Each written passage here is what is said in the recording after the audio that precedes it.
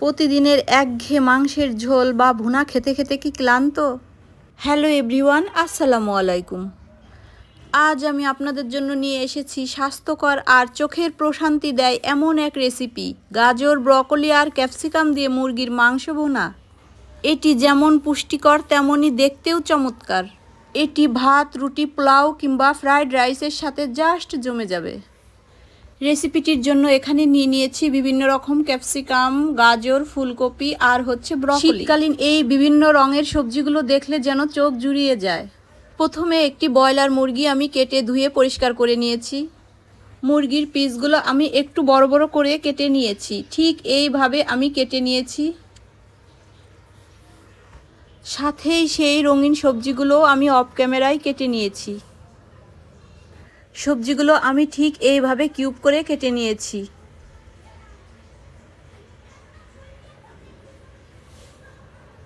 এবার একটি প্যান গরম করে এতে দিয়ে দেব পর্যাপ্ত পরিমাণ রান্নার রেগুলার তেল। গরম হয়ে আসলে এতে দিয়ে দেব থেতো করা রসুন। তেলের সাথে এগুলো খুব ভালোভাবে নেড়েচেড়ে একটু ভেজে নেব। এরপর দিয়ে দিচ্ছি এলাচ, দারচিনি ও তেজপাতা। কিছুক্ষণ নেড়ে নেওয়ার পর যখন সুন্দর একটা ঘ্রাণ বের হবে তখনই আমি অ্যাড করে দেব 1 কাপ পেঁয়াজ কুচি। মশলাগুলোর সাথে পেঁয়াজগুলো আমি খুব ভালোভাবে একটু নেড়েচেড়ে মিশিয়ে নেব।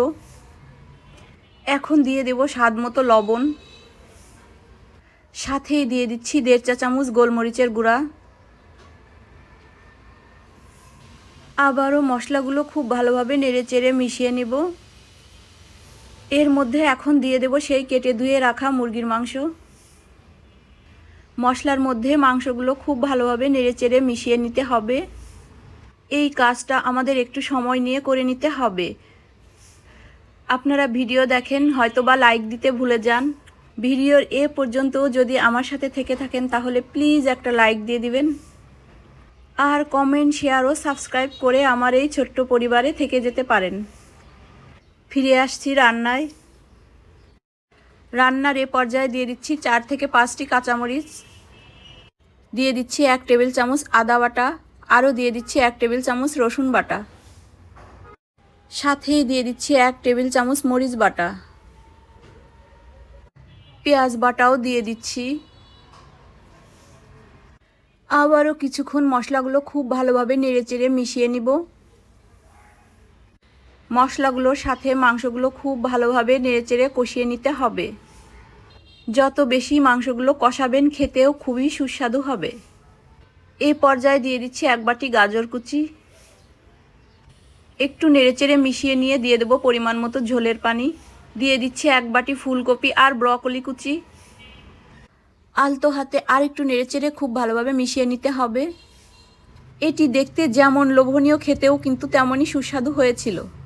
রান্নার এ পর্যায়ে দিয়ে দিচ্ছি পরিমাণ মতো ঝোলের পানি। এখন দিয়ে দেব 1 বাটি সবুজ ক্যাপসিকাম কুচি। আর সাথে দিয়ে দিচ্ছি হলুদ ক্যাপসিকাম কুচি। সাথে আরও দিয়ে দিচ্ছি কিছু লাল ক্যাপসিকাম কুচি। এবার এগুলো আলতো হাতে খুব ভালোভাবে নেড়েচেড়ে মিশিয়ে নিতে হবে। গাইস, দেখতে পাচ্ছেন কালারফুল এই সবজিগুলো দেওয়াতে রেসিপিটি আরও লোভনীয় হয়ে উঠেছে। এবার সবজিগুলোর উপর অ্যাড করে দেব 3 টেবিল চামচ গুঁড়া দুধ।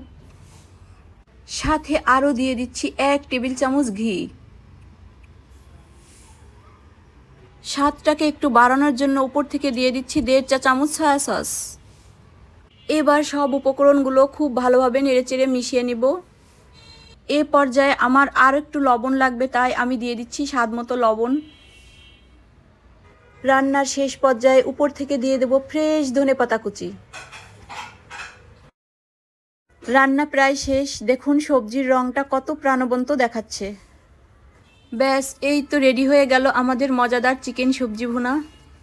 আমি এখানে মাটির পাত্রে সার্ভ করে নিয়েছি। দেখুন কতটা আরও লোভনীয় লাগছে। রেসিপিটি ভালো লাগলে একবার হলেও বাসায় ট্রাই করবেন। আর ভালো লাগলে লাইক, কমেন্ট, শেয়ার ও সাবস্ক্রাইব করে আমার পাশেই থাকবেন। আজ আর নয়, আবার দেখা হবে অন্য কোনো নতুন রেসিপি নিয়ে। সে পর্যন্ত সবাই অনেক বেশি ভালো থাকবেন। আল্লাহ হাফিজ। আসসালামু আলাইকুম।